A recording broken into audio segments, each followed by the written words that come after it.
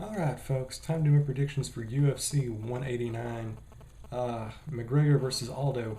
Psych, Aldo got hurt, not happening, so we got Mendes taking on McGregor now as our main event. Which I'm actually, when you look at the statistics here, and always here, this may or may not be satire, all of our sports analytics are driven by hard metrics. So we have our cheat sheet here looking at all the offense and defense statistics for every main event fight on the upcoming UFC 189 show. So we'll get into that a little bit later. But yeah, like I said earlier, looking at this fight, this is actually a very, very, very, very well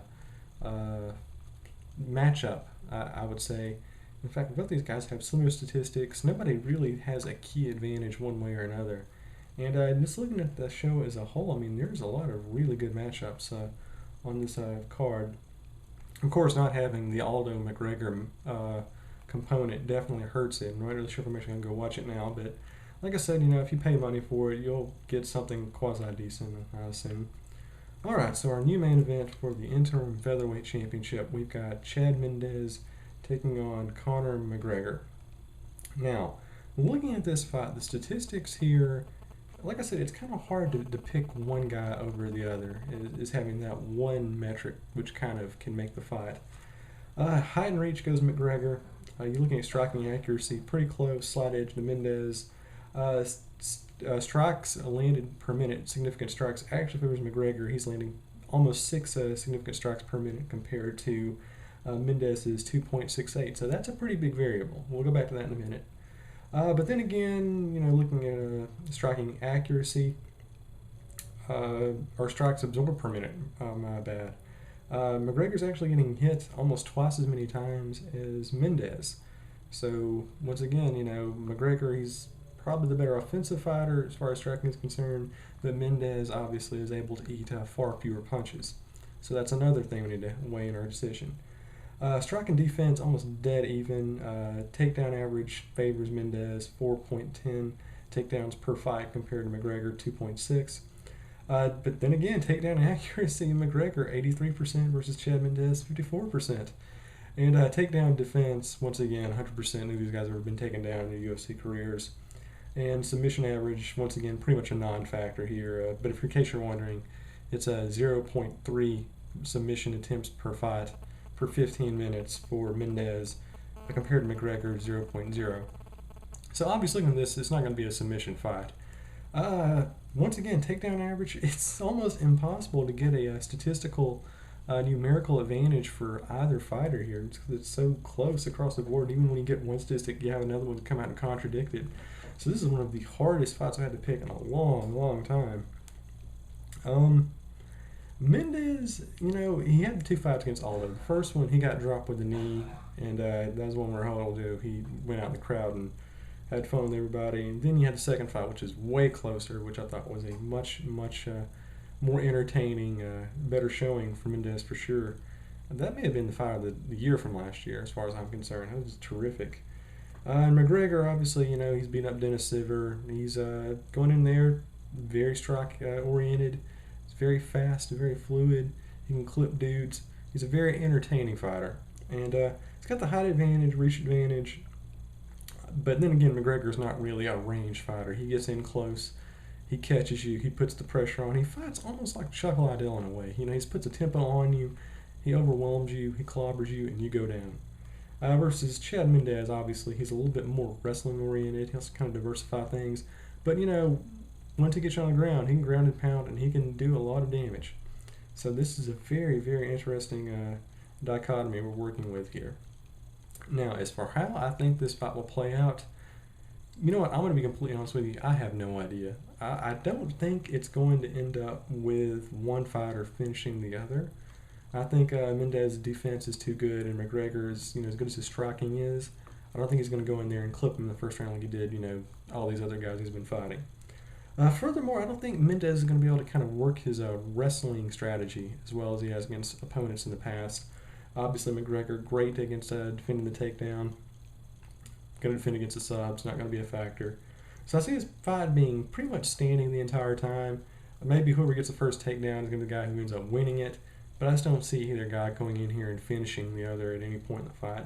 So I think it goes the full 25 And as far as who wins, like I said, I really, really can't pick one because it's so even. There's nothing in here that gives me like a mathematical, tipping point. But I think just because if it's going to decision, how do you decide who wins? When it goes to the judges, how do you pick a winner? And I think in that you're going to look at, number one, who went for the most takedowns, who got the most successful takedowns, and this one I think it's going to be a wash.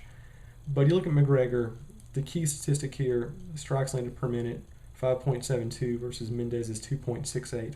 I think that pressure that McGregor's going to put in, the fact that he controls the octagon, that he keeps the pace up, that he keeps the tempo going, he may not go in there and necessarily hurt or put Mendes in a predicament where he might lose the fight, but I think he's going to be the aggressor. And I think that aggression is going to be the key tipping point that's going to get him the nod from the judges. But even then, it's going to be a very, very close fight. It's going to go the full 25. Might be a little bit of controversy. This stuff always happens. But I think because of McGregor, his fighting style and his technique, I think he's going to end up winning this one. Split decision, controversy. Some people are going to think Mendes won. They're going to say that maybe he got robbed because McGregor is a more bankable name and they want that Aldo fight at some point later on this year, maybe for the New Year's Eve show. I don't know, but I just think one way or the other, McGregor is going to have his hand raised in this fight. All right, our co-main event, a fight which has not been publicized one iota. Robbie Lawler against Rory McDonald. Actually, a rematch from their bout at UFC. Oh goodness, I can't remember the numbers here. 170. Actually, you know what? 167 was that it? 171. I can't. 2013, 20. No, it had to have been 2013. Was that the same show where St. Pierre and Hendricks fought for the first time? I think that may have been it. So that was 167, I want to say, but I'm not sure. All right, well, anyway, neither here nor there in that fight. Robbie Lawler pulled off an upset victory, and he won, I think, pretty much doing the same thing that I think Conor McGregor's going to do. He's going to go in there and just keep the pace up and be the aggressor. May not actually put McDonald in a position to knock him out, but it's the fact that he's landing more punches and he's kept the tempo going and he's not being as a conservative fighter. I mean, that's what got Lawler that victory. It's what I think is going to get McGregor his victory. And in this matchup, I see it kind of going one of two ways. I think we're going to get rinse, repeat, and having a complete remake of the first fight. This time goes 25 minutes, which is a key variable. Got to look at the gas tank there. And in that scenario, Robbie Lawler, nobody's really looking at him as being like a really key condition athlete. And I think when you look at McDonald, Rory, he's probably got the better cardio. He's younger. I think he definitely has more in his gas tank if this becomes a 25-minute fight. So with that said, I think if it goes a distance, it's going to favor McDonald. However, the way Lawler fights, like I said, I mean, he pretty much was in control for all 15 minutes in that first fight. So if he can go another 10 minutes, if he can get his cardio going, if he can just kind of control the tempo, and like I said, I mean, all he really has to do here is, just dominate the first 3 rounds and then kind of cruise in the second. Not that we want that as a fight, but that's the way people do it. That he can probably win this matchup. McDonald, he didn't have much success with striking the first time around, so I think he's probably going to try to go for a more wrestling-oriented approach. I know Lawler, I mean, he's done pretty well against Johnny Hendricks, and I think Johnny Hendricks is a much better wrestler than Robbie Lawler.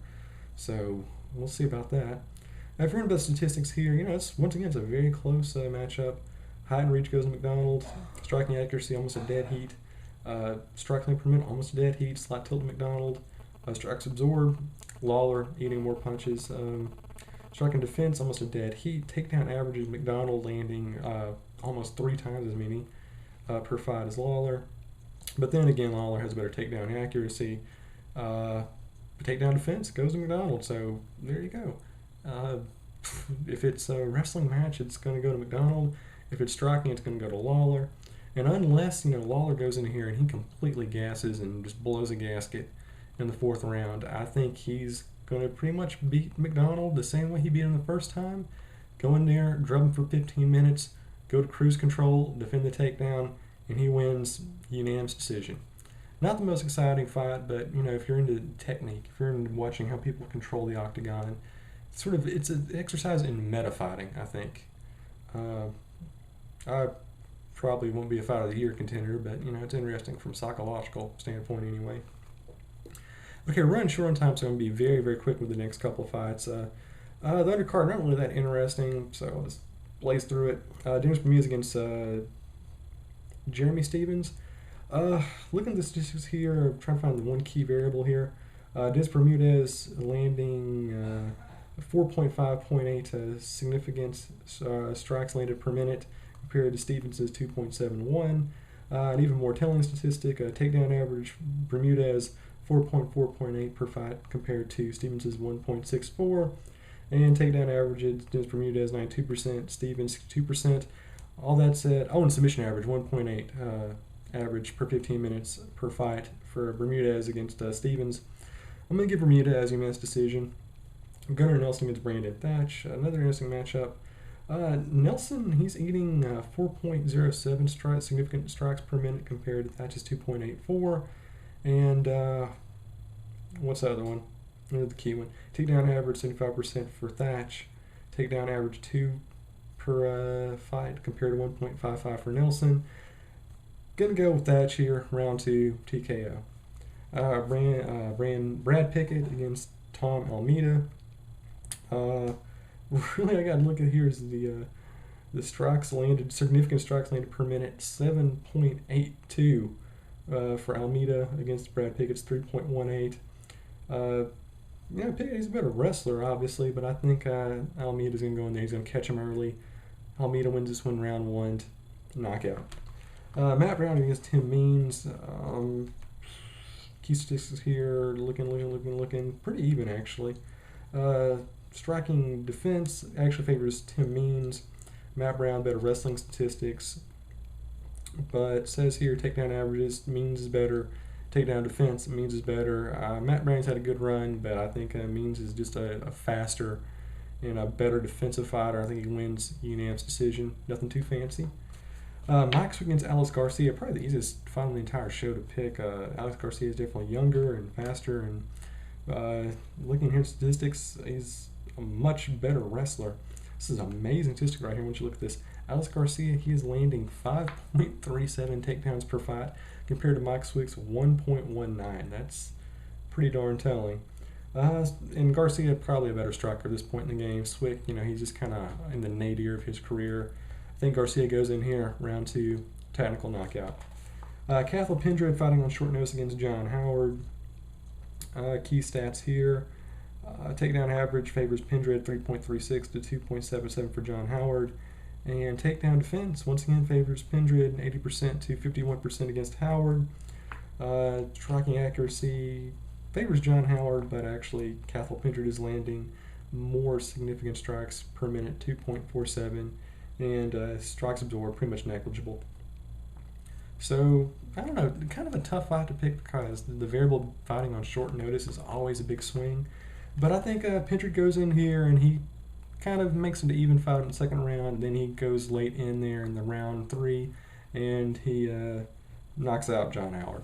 So, round 3 TKO. And the rest of the fight's got to blaze with some very, very sorry. Cody Garbrandt versus Henry Briones. I'm going to go with Garbrandt by decision, unanimous. Neil Siri versus Louis Smolka. I'm going to go with Siri by round 3 TKO. And Justinas Cedino versus Cody Pfister. And our curtain jerker, I'm going to go with Cedino, round 2 TKO. So once again, this is supposed to be the big marquee event of the entire year for the UFC. But the Aldo injury and a pretty disappointing undercard.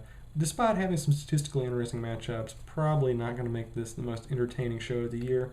Which is bad because it's really a dead zone for sports, and this is really a big time for the UFC as a international organization to shine. But I don't know. I think there's going to be some interesting matchups. Probably not the best show. Definitely not on par with some of the summer shows from 2010. But you know what? I'm interested nonetheless, and hopefully this will set up some really entertaining matchups in the future. So there you go. UFC 189. Not really what we hoped for, but if we're lucky, we might get something decent.